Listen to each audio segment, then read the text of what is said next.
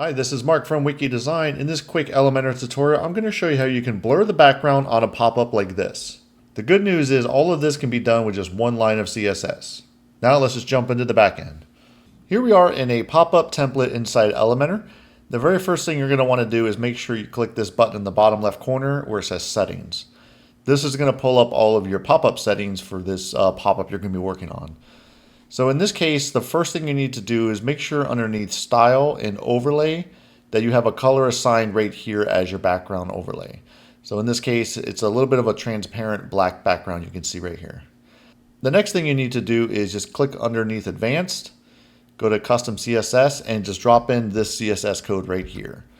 And I'm going to leave a link in the description so you can just download this. It's a very simple CSS code, and what it's doing is it's blurring the background 10 pixels.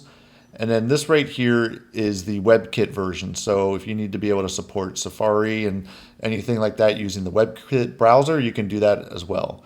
So if you want to have it, less blur, you can do this right here. So you can change it to like 5 pixels and make sure you change this one to like 5 pixels. So as you can see, you can, kind of read out the text a little bit more here. So it depends on your use case, but in this situation, I think 10 pixels is pretty good.